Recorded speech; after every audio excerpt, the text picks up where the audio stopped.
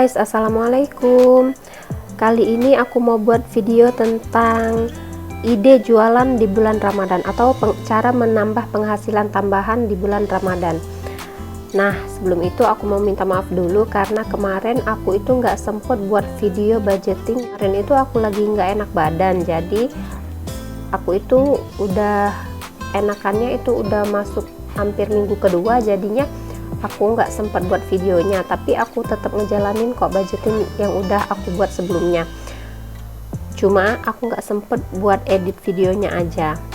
Nah, kali ini aku mau buat video tentang cara menambah penghasilan tambahan di bulan Ramadan, atau hitung-hitung buat tambahan di bulan Ramadan lah ya, untuk bisa buat THR, bisa buat bagi-bagi sembako, atau bisa juga buat keperluan lebaran, buat kue atau apa.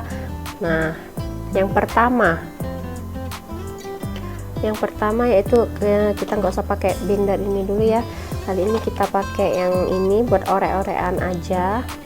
Sebenarnya sih ada banyak ya ide jualan di bulan Ramadan itu. Misalnya yang pertama misalnya jualan kue kering yang pastinya ya. Sebelumnya kita buat dulu ide jualan di bulan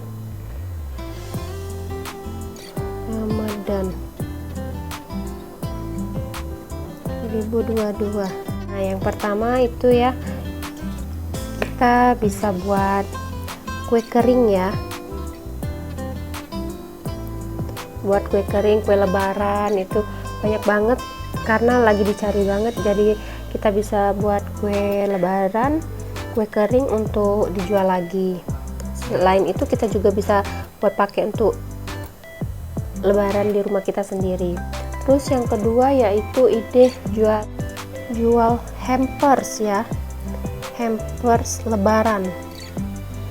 Nah, ini juga unik nih. Aku kemarin jual hampers lebaran itu laku cepet banget, padahal aku baru nyiapinnya itu 1 minggu sebelum lebaran, itu semuanya ludes dan untungnya juga lumayan gede. Ini kalau kue kering itu kayaknya lebih capek, dan juga kita juga harus punya skill ya kalau kue kering kan. Tapi bisa juga kalau kue kering itu kita jadi reseller gitu. Kalau kita nggak bisa jual, kalau kita nggak bisa buat, kita jual lagi, cari produksi rumahan yang tempat produksi pertama gitu, jadi kita jadi resellernya. Ini bisa kalau kue kering, tapi ini kalau kayak gitu untungnya itu lumayan kecil ya. Lebih banyak itu kalau kita buat sendiri. Yang ketiga, nah ini tahun kemarin sih aku pengen coba, tapi ternyata itu kita nggak bisa belinya deket-deket mau lebaran gitu, jadi sekarang ini udah harus dibeli karena stoknya itu cepet banget loh habis. Ini amplop THR itu cepet banget ludesnya. Kalau udah lebaran itu dia yang jual grosiran itu udah habis semua, jadi kalau amplop THR itu harus disiapkan dari jauh-jauh hari ya, kita harus belinya dari jauh-jauh hari. Aku juga udah beli dari sekarang amplop THR dan mau aku jualin nanti. Terus yang keempat itu ide jualannya itu baju set lebaran. Nah, ini juga kalau kalian nggak bisa jahit, kalian bisa jadi reseller. Nah, dari keempat ini aku tahun ini mau coba-coba dijual hampers lebaran sama amplop THR, karena ini nggak butuh skill yang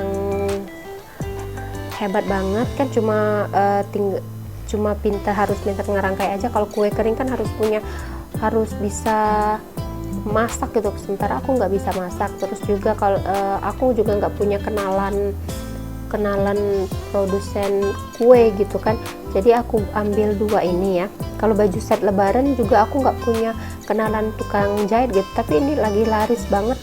Kalau kalian punya produksi rumah buat set baju lebaran, ini aku recommended banget, tapi aku ambil dua ini aja ya.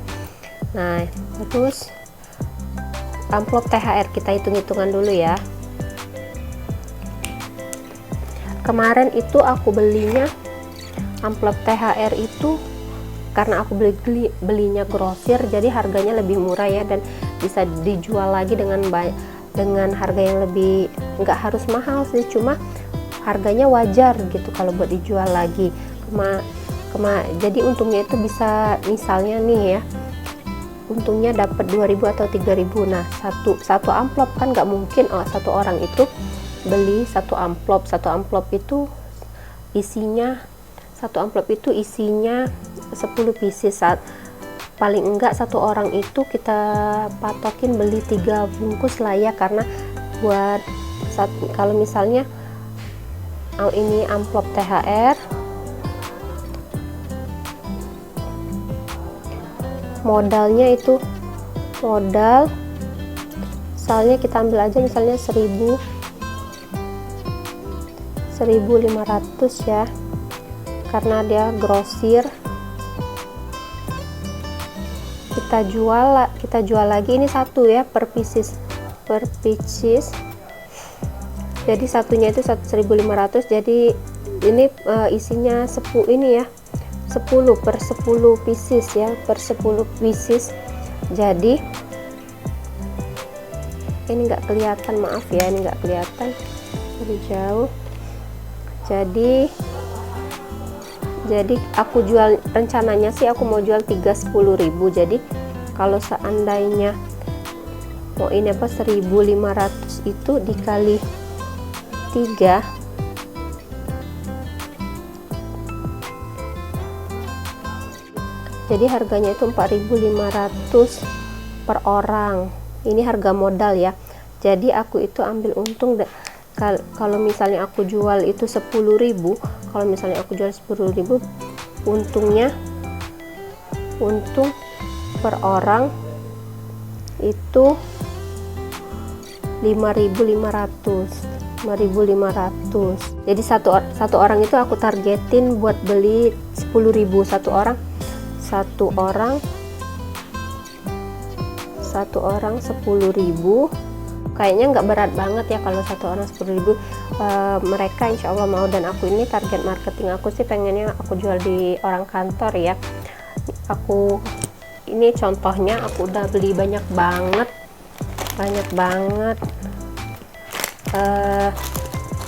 macam-macam amplopnya ya. Ada yang bentuknya kayak gini, aku jual juga, mau 10.000 aja. Terus yang ini yang grosir, aku beli tadi grosir, ini banyak banget aku beli, mau aku jual per 3 pack kayak gini,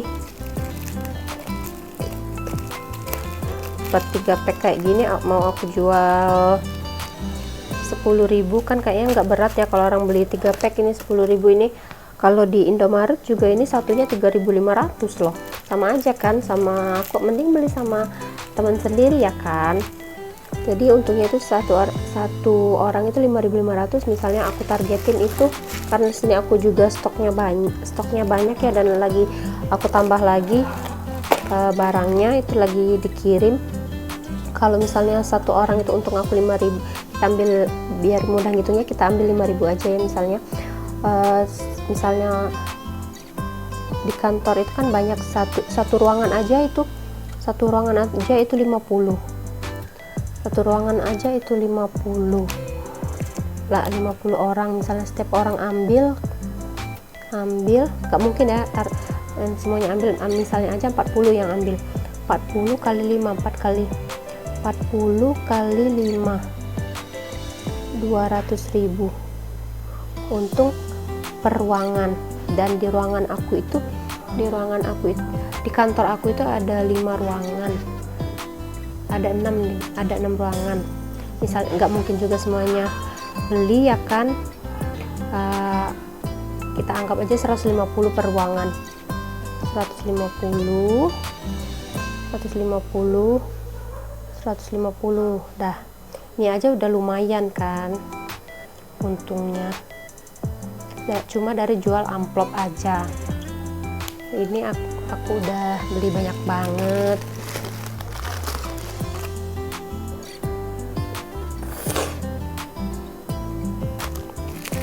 Mohon maaf tadi videonya ke mute ya. Nah, jadi kalau misalnya satu orang itu 10.000, aku targetin misalnya satu ruangan di kantor itu 40 orang, 40 kali 5.000, untung aku itu satu ruangan aku dapat untung 200.000. Nah, misalnya aku jual ke ruangan lain, nggak mungkin semuanya ambil kan, kita anggap aja 150.000 satu ruangan aku dapat untung. Kaliin berapa ruangan, anggap aja cuma 3 ruangan yang beli, ruangan lain nggak beli karena udah ada yang jual ya. Ini udah lumayan loh untungnya, 200, 300, 400, 500, 650.000 cuma dari jualan amplop THR. Bayangin, ini aku udah siapin banyak banget.